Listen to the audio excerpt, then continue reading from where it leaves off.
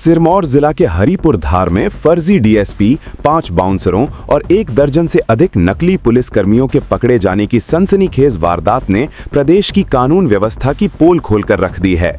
इस पूरे मामले पर भाजपा ने सुक्खू सरकार को कड़े शब्दों में घेरते हुए कहा कि ये घटना हिमाचल में गुंडा तत्वों के खुलकर सक्रिय होने और पुलिस प्रशासन की पूर्ण नाकामी का जीता जागता सबूत है।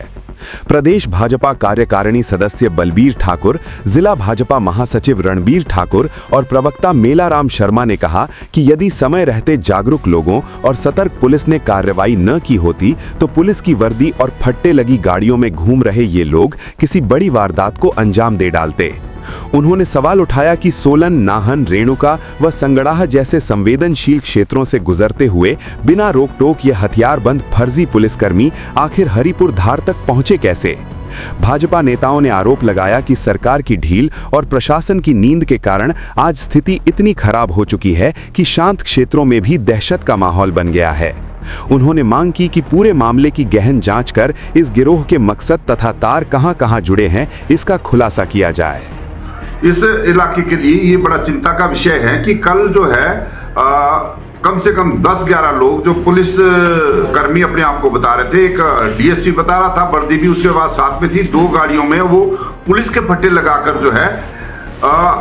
नाहन, रेणुका और पता नहीं सोलन कहां से घूम फिर के इस पिछड़े क्षेत्र हरिपुर धार तक पहुंच गए हैं। तो हम इसको इस नजरिए से देखते हैं कि हिमाचल का जो ये सरकार है, सुक्खू सरकार है, इसका प्रशासन कितना ढीला है, कितना कमजोर पड़ गया है कि इस तरह के गुंडा तत्व जो है पुलिस की वर्दी में और पुलिस के फट्टे लगाकर गाड़ियों में इस शांति प्रिय इलाके तक हरिपुर धार तक पहुंच गए। और हैरानी इस बात की है कि अगर यहाँ की जनता सतर्क ना होती और यहाँ पूछताछ ना की होती और पुलिस के हवाले अगर उनको ना किया होता तो हमें तो चिंता है कि वो कोई बहुत बड़ी वारदात को अंजाम दे सकते थे, क्योंकि उनके पास बगैर लाइसेंस के हथियार भी पाए गए और उनके पास जो है ना उनके पास आधार कार्ड ढंग के थे और ना ही मतलब अब ये तो खैर अभी उसका विषय है, जांच का विषय है। तो हम तो जो है इस सरकार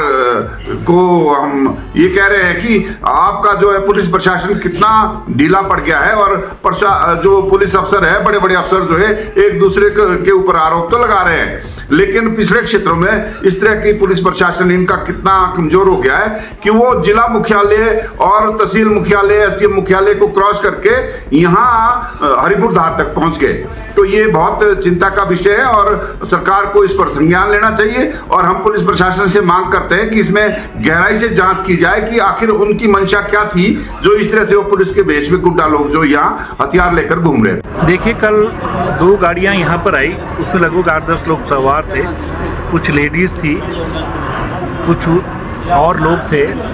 दोनों गाड़ियों पे पुलिस का मार्का लगा हुआ था और एक तो अपने आप को डीएसपी कह रहा था जो गाड़ी के अंदर ही बैठा हुआ था, लेकिन पुलिस को शक हुआ। यहाँ की पुलिस ने एकदम उनकी गाड़ियों को रोका और उनकी गाड़ियों की चाबियाँ ली और तुरंत आगे पुलिस को भी सूचित किया। उसके बाद पुलिस यहाँ पे आई, एसएचओ रेणुका यहाँ पे आए और उन्होंने उनको हिरासत में ले करके गाड़ियों में बिठा करके उनकी गाड़ियाँ भी और उनको भी रेणुका ले गए। ऐसा सुनने में आया है कि वो लोग, उनके पास कोई असला भी था, पिस्टल थे, देसी कट्टा था और वो किसी बड़ी वारदात को अंजाम देने हरिपुर धार की तरफ आए थे। मुझे विश्वास है कि जिस ढंग से पुलिस ने कल यहाँ पे काम किया, हमारे लोग उनको बहुत बड़ी शाबाशी दे रहे हैं और ये भी विश्वास है कि अब जो इन्वेस्टिगेशन हो रही है, अब जो उनसे पूछताछ हो रही है, एसएचओ रेणुका तथ्य तक जाएंगे और उनसे पूरी पूछताछ करेंगे कि आखिरकार उनका मकसद क्या था। चर्चा ये भी है लोगों के बीच की यहाँ पर जो है माँ भगानी का प्रसिद्ध मंदिर है, तो क्या उनका कोई ऐसा भी इरादा हो सकता है कि मंदिर में बिल्कुल चोरी का? बिल्कुल आपने सही कहा और हमारा भी कुछ उसी तरफ एक संदेह हम भी व्यक्त कर रहे हैं कि आखिरकार वो मंदिर जा रहे थे, मंदिर में उनका मकसद क्या था? कुछ वारदात करनी थी या कुछ वहाँ पे क्या करना था, किस लिए वो यहाँ पे आए थे? फर्जी इंस्पेक्टर बन के या फर्जी डीएसपी बन के यहाँ पर आए थे, तो ये तो स्वाभाविक बात है कि उन्होंने किसी बड़ी वारदात को अंजाम देना था। आप मंदिर कमेटी के भी संयोजक है, तो मंदिर में जो है किस तरह की सुरक्षा इंतजाम है? देखिए, इस बात को मैं दावे से कह सकता हूँ कि मंदिर का जहाँ तक चोरी का सवाल है या वारदात का सवाल है, किसी व्यक्ति पर प्रहार करके या नुकसान करके ये हो सकता है, लेकिन मंदिर से 1 रुपये भी चोरी नहीं हो सकता, क्योंकि हमारा इतना एक